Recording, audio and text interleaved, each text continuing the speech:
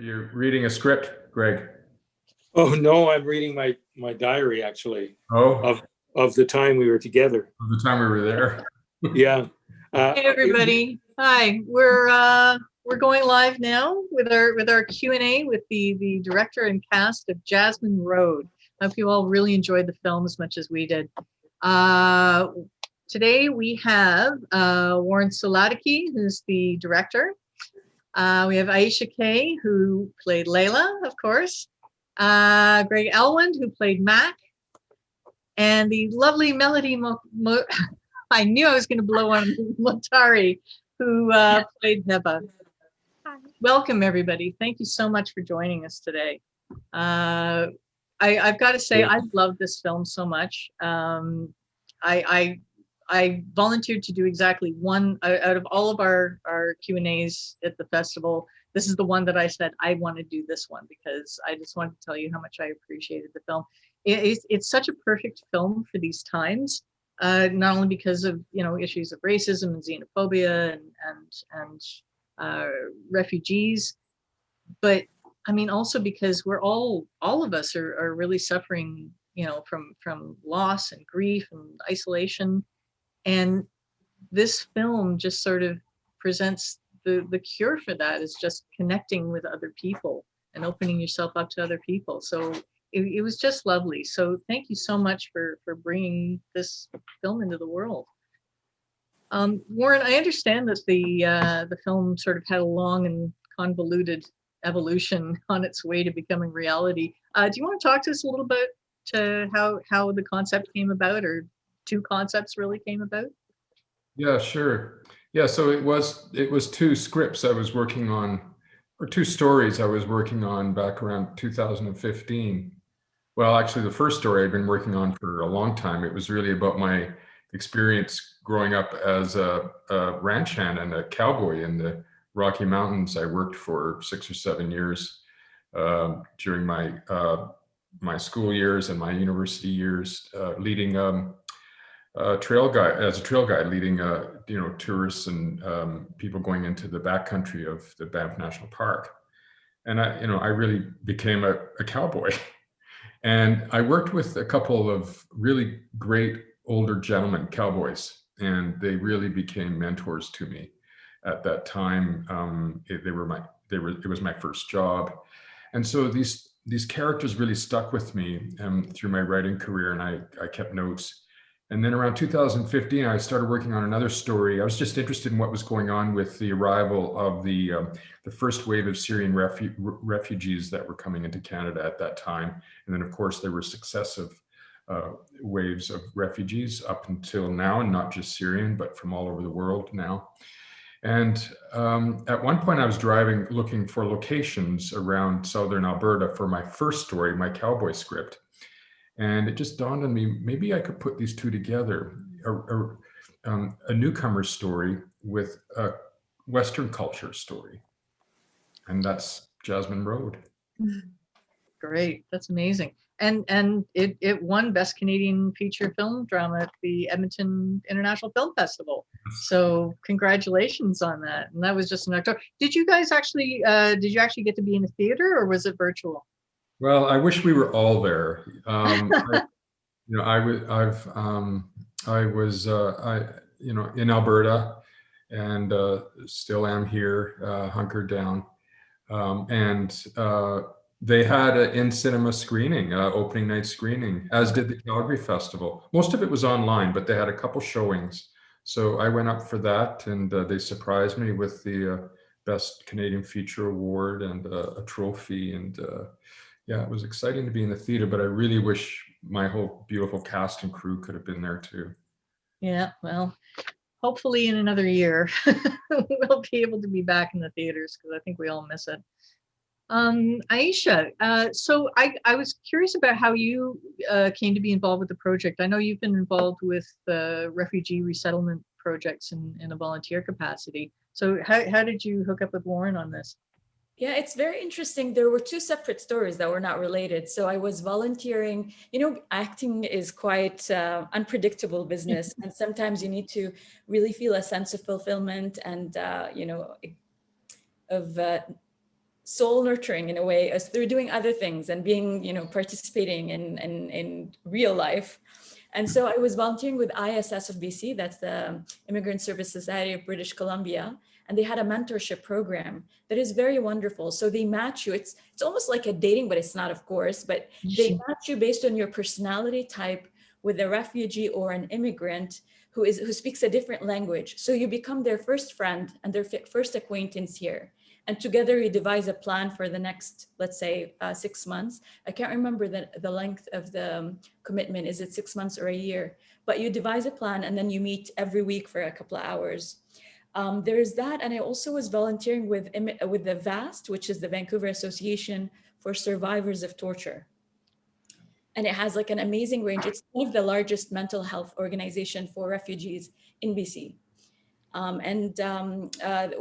The nice thing about it, I didn't get involved because I don't have that expertise with the actual stories that went on, but they had a nice summer program of you take refugee groups for hikes in nature. And it's based on a lot of concepts and theories about how to assist with mental well-being through being in forests. So it's like relational building, but also connection with the land and a lot of wonderful concepts. So I was doing that. And then I got this audition from my agent, which was, by the way, a year before the actual casting happened. Yeah. So I just submitted like this tape and Melody is like agreeing. So and then I'm like, how could my two worlds that have absolutely nothing in common become one? And it was just wonderful. Wow. Yeah. Wow, that's quite a bit of serendipity. That's amazing. Wow. And Melody was I gather it was sort of a similar process. You sent in an audition, a virtual audition. Yeah. So I think I auditioned twice for this film, if I can remember correctly. So I auditioned, I think like Aixa, a couple of years before. Maybe one actual audition process, and back then the story was completely different. I was looking at the email that our agent sent about that, I think yesterday, and the story was different. The character names were different. Everything was different. And then I remember a year later, I got the same audition, but with a more evolved script, which is closer to what it's like now. And so I auditioned, and then we sent in the tapes, and I guess it just happened. That's amazing. Yeah. Well, I mean, Hiba really is the heart and soul of the film, and you really carry it so well. I mean, she manages to stay so hopeful and positive through the whole thing without being naive. So, I mean, kudos to you. And how old are you again? I'm 13 now. Yeah. I don't think anybody believes you, but yeah. That's great. So Greg, again, I gather you did sort of send in an audition tape, and there it was. You've got, of course, a very long career in film and television, and theater. In theater, yes, of course. One thing I absolutely loved in the film is the relationship between you and your wife, who is, of course, your wife, Tony. Had you had the opportunity to work with her on screen before? I think, I don't know. We worked obviously together in the theater. We would create shows together in order to work together because we like working together so much. Working together on film, I can't quite remember, but this was definitely the high point of our working together on film together. But we've worked together on the stage, and because we like working together so much, strange that we would create our own work in order to work together. Because I mean, Tony, that's my wife, Antonella. She's such a theater practitioner. She just loves her craft and loves her art, and so it's an inspiration to look into her eyes and work with her, and just always digging and digging and digging. The whys and wherefores of everything that's being said, everything that's being done, and nothing is. There's no scrap. Everything has a meaning. It's just incredible.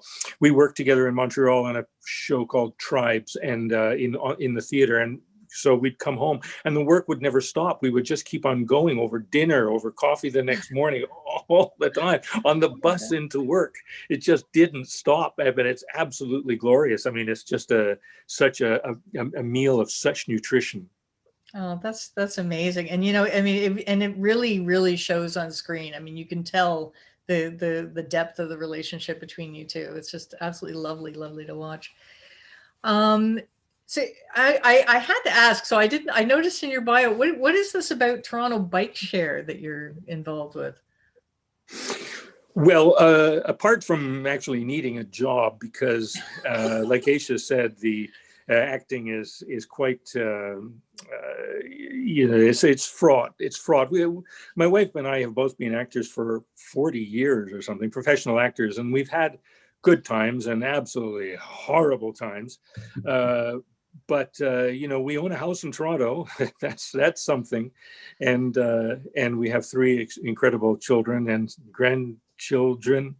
And we've had a really great life, and it's all really been on the back of our imaginations and the work that we've been able to do in the theater and in television and film. But as we get older, the trying to get a ticket for the journey, it gets harder and harder.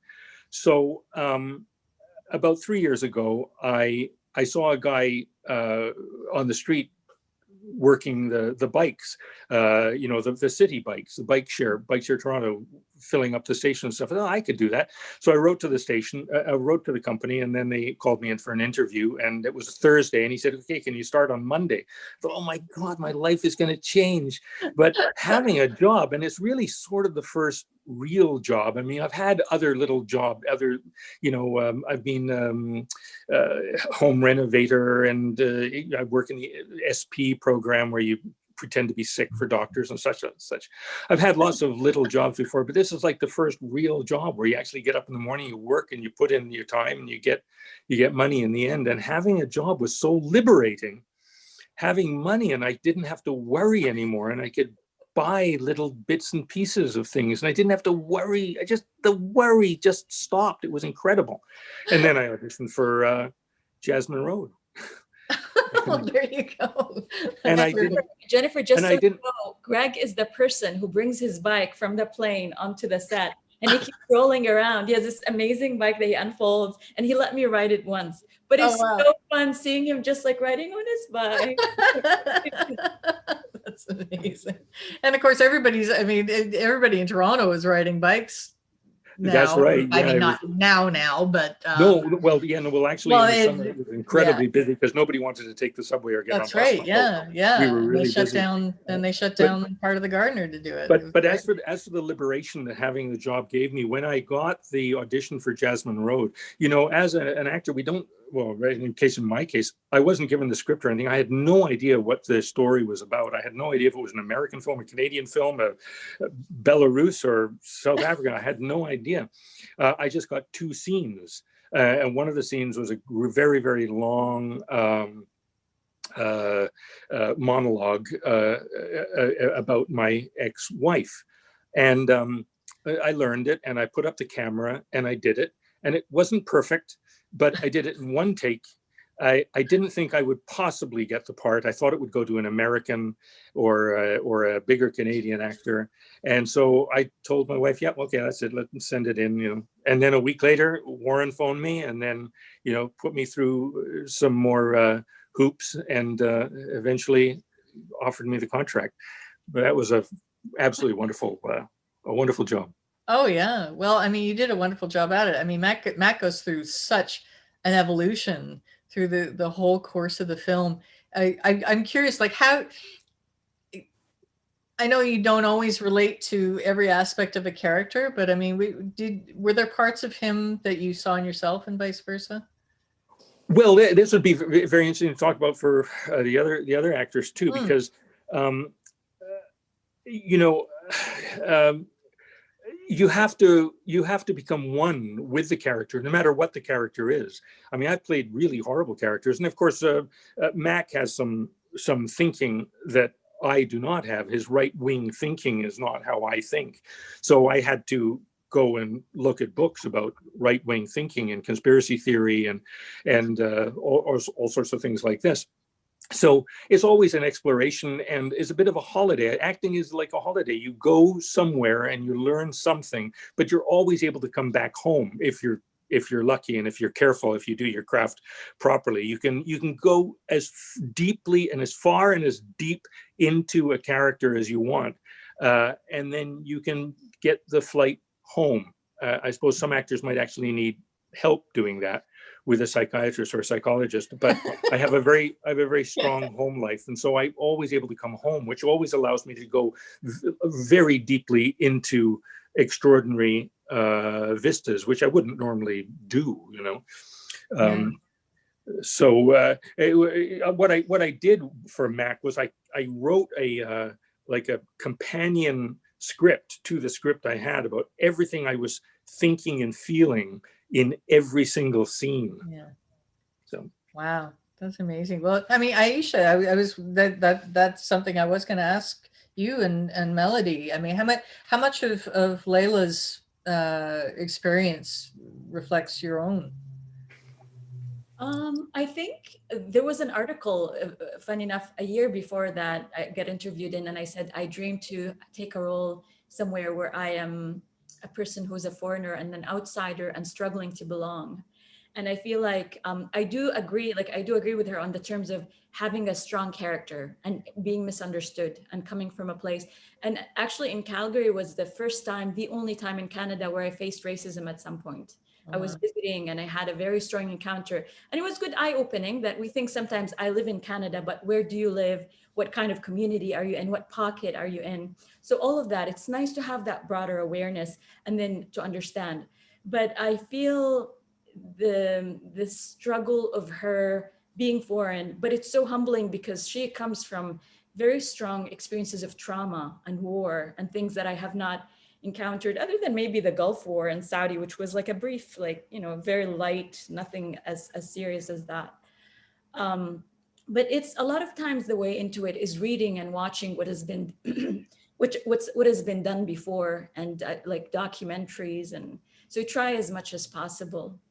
Yeah. But I'm so happy Greg mentioned the idea of like sometimes, because as you get more mature as an actor, you learn to separate. But there is this, when you're still, for me, I'm grateful to Warren because this was my first time, an opportunity to do a lead role. And it was the reason I was able to join the union.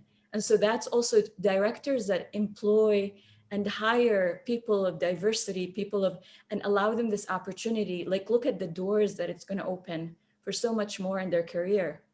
And now somebody talks to me, they're like, oh, like if a casting director or something, oh, like you did this? Oh, like you actually got paid for a job?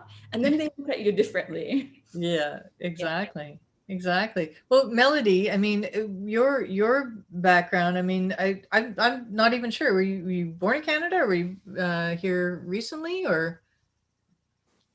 No, so I was born in Iran and we moved to Vancouver here when I was 7, so about 6-7 years ago, I guess. Okay. Yeah. So you've got some basis for relating to Hiba a bit. I mean, I guess so. I was very fortunate that I never had to experience any racism, anything like that directly at school or just with anyone I was around. But I guess if I wanted to talk about how I'm similar to Heba, I guess I would say how she's very connected to nature in general. Like, obviously with not only her magic aspect, I don't want to say too much, but you're gonna see the movie later. Not only with how much she believes in that kind of stuff, but for me, especially when she's outside and she's connecting with nature, I think that's really beautiful. And it's important to find truth in those little, small, honest moments of our lives where it's just complete stillness, complete peace. And I think it's really important, especially in the hectic world that we have now, where especially with COVID, how everything is just so busy and you never know what's going to happen next. It's unpredictable. I think it's important to like cherish those quiet moments. And I think that's something that Heba does very often. And it's something that I've been working on doing too. So even if it's just like little bike rides around or something like that, I think it's something important. I've been That's great. There was something I was going to ask you about, and I don't think I'm giving too much away, but did you already know how to do that trick with the cards, or did they teach you that? Okay, well, here's the thing. So obviously every child like goes through that phase where like they want to learn magic tricks, you know, with the cups and balls or like cards or something. But actually, before filming, Warren got an actual magician to have a couple sessions over Skype with me to teach me how to do magic tricks. His name is Richard Sherry, and we filmed one of the scenes in his place, actually, the magic shop, I guess. Oh, really? It was really, really cool. But I guess most of it I just learned by not only his classes, but just I guess going on YouTube or even asking a couple of my friends, practicing the tricks on my family. It was pretty cool. But I guess I kind of knew like a little bit from beforehand, but I learned most of it like during filming or before it. Well, you did it very well. Warren, I was curious. So sorry? The film was filmed in and around Longview, or a lot of it. I understand your parents live out there. Has the community had an opportunity to see the film, and what's been the reaction? No, you know, because we really have released it to festivals starting in September, and we only had a chance twice, once in Calgary, once in Edmonton during those festivals to actually show it to audiences. So it's because of festivals like yours where you're streaming across Canada, or other festivals that are here in Western Canada, that I'm promoting it through social media to you know, to local communities here online to be able to see the film. Of course, I would love to show it to the Longview or the Rocky, you know, the Rocky Mountain area. There's a wonderful old theater in High River, just south of Calgary. It's Caitlin Sponheimer, who is my co-producer on the film and wonderful actor. She played Loretta, Matt's daughter, Greg's daughter in the film. She and I found this very, like, it's literally 100 years old in High River, and a couple of years ago it was all decked out. They renovated everything. It's beautiful, and I always had in mind to have a sort of gala showing there for the community, because Longview's maybe 15 minutes away from High River, Black Diamond. My parents live on the very southern edge of Calgary. It's very close for them, but you know, hopefully later this year in the fall when it's really safe. Yeah. Yeah, I know a lot of it's there's so many things that are followed by, you know, when all this is over, when everything is safe. It's like every thought we're thinking these days. I just want to say to our audience, you know, if you have any questions for our cast and director here, please feel free to type them into the chat window. We've heard from Emery Ford here. It just says, "I love this film." So that pretty much says it all for a lot of us. What was I going to ask? Oh yes, Booza. Tell me about learning to make ice cream, or at least learning to appreciate Arabic ice cream. Should I? Okay. So, well, we originally, I think the story was supposed to be about a of chocolate makers that moved, but it got changed to Arabic ice cream. And so Aixa and I, we on our like days off, I guess we would researched tutorials on how to make Arabic ice cream, and we had a bit of a trial and error, but we just made it on we made it it was, so they got us all the supplies, but it was like the techniques that were a little bit difficult. It's very interesting though. It's sort of stretchy in a way, and then you'd have to roll it up, and then with pistachios and everything. And so we made it twice. Once just I don't remember. I think it was just to practice, and then once when it was sort of my last day, I believe. We made it for all the cast and the crew, and it was really interesting. But it was a great learn out anything. And just like Jennifer, just so you know, Warren did a really nice, wise trick with us. Is I didn't meet Melody until we got out of the plane. And then I was just waiting outside. And then he's like, you're going to see her there. And I wait, and I see her. And I'm like, that is my daughter. He let us stay in the same accommodation. So Melody and her grandmother, which we call Grandma June. And we lived in the same accommodation. So before we went on set for a week, we got to like have rituals together, have tea together, we've never done it, but hang our clothes to dry outside. And so that ice cream was kind of part of the process of sharing the same day-to-day living together. That's amazing. That's Yeah. great. Greg, did you ever get to participate in any of this? No, I didn't. No, I just only ate it. Well, that's the important part.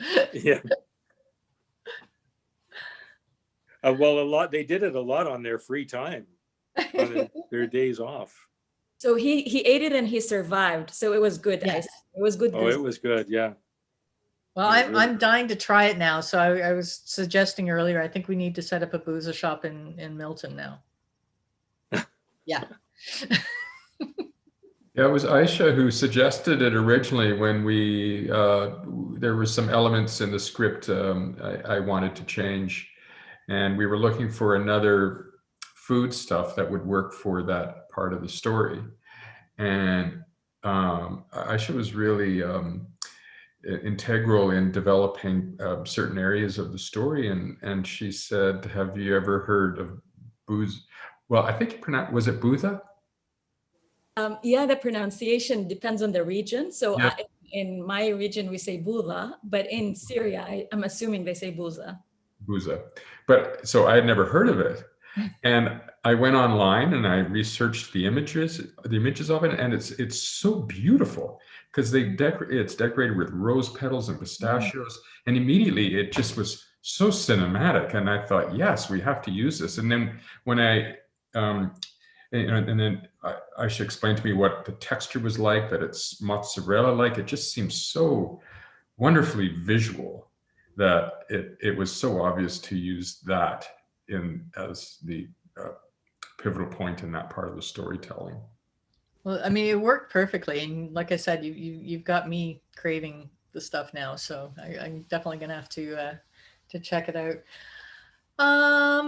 Yeah. So just what do you guys got coming up next? Warren, do you got another film in the pipe or two? Well, we have more festivals. Festivals are lining up ahead of after this one, all through the spring. I'm about to announce it imminently on social media, but it's been selected by Telefilm to represent Canada with several other films at the Berlin EFM Film Market, part of the Berlinale Film Festival, which is a huge honor to be selected as part of that group of Canadian films, which is considered their way of saying this is the best of Canadian cinema of 2020, 2021. And then we have many other festivals we're waiting to hear back all through till the fall. I'm holding back the commercial release of the film on, like VOD streaming online, until we can get more sort of critical response and community awareness through festivals for the film. Normally we would have released the film probably around now, but because, it's just, you can't release films theatrically right now. So we have the time to do a longer festival run. I have several other film projects that are all lined up, ready to go this year. I was going to film one last year, and of course that couldn't happen really. So I'm hoping that it's safe to go back, really safe to go back into production and work again later this year. And theater work I'm developing. I come from the theater. I'm an actor and playwright and director, and I want to do some theater work when it's safe again. Yeah. Ah, yes, exactly. Greg, what's the cat's name? Phoenix, Phoenix. old cat. Yeah. Nice. Yeah, never worked with children and animals. I got 2 old cats, but one of them's too chonky to actually jump in my lap. Greg, so what are you doing besides, bike share and working with your Well, wife? it seems like we're incredibly busy, not doing very much. But I do have a lot of hobbies, which sometimes I make money at. I'm an artist of some small amount, and a musician of some small amount. I've made living as a singer before. That's just bread, keep. Greg. Eh? You're bread making. And I've got bread going right now. Actually, I was worried about it. Well, we all bread. Come on, really. But Amazing bread maker. Pardon? You're an amazing bread maker. Well, thank you. Yeah, it's On sourdough the other too. hand, I'm a terrible bread maker, but yes.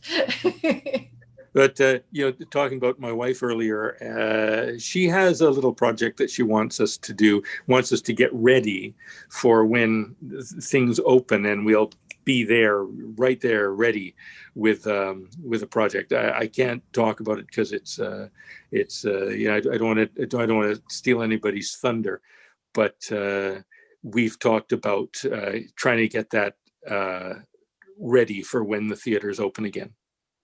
Wow. Well, let's soon. Hope it's soon. Aixa, what have you got coming up? I just dropped voiceover, so that's one of the things COVID lessons is I dedicated a closet and I padded it and I got a good mic and stuff, and I learned a lot about video sound I editing. was reading about that on Twitter. Yeah, that sounds really interesting. So, yeah, it's just like one of those things where life sits you down and you learn to survive and to be resilient, and no matter what, move on. So I just booked like 8 video readings in Arabic. So that for me was that's the biggest thing I've done voiceover yet. And there's also something else I can't talk about, but there is hopefully something that is going to help me become a better artist. And I'm looking forward to that. Oh, we're all looking forward to it too. And Melody, so what you've got a whole, I mean, you've been doing this for a while too, haven't you? Yeah, 6 years. Wow. So what have you got coming up now? Well, for quite recently, in around December, I did a couple Best Buy commercials, which was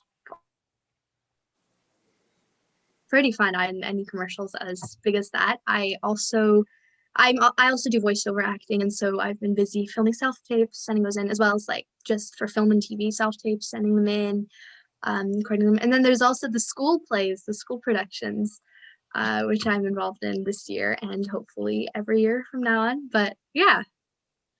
That's terrific. Well, I mean, you're gonna have quite a career ahead of you. Oh yes, I also have the saxophone. Oh yeah, just as one does. That's terrific. Well, you know what? I am so glad that we had the opportunity to meet. I mean, we've got BC and Toronto and Calgary all represented here. I was saying earlier, the nice thing about a virtual film festival is we get to cover all time zones. We get to have guests from all over the place, and so I'm feeling really fortunate that we had the opportunity to talk with you and to experience this film and to get your perspectives on it. So thank you so much. And I think that's about it for us. Thanks, everyone. Thank you. Bye-bye, everybody. Thank you. You're welcome.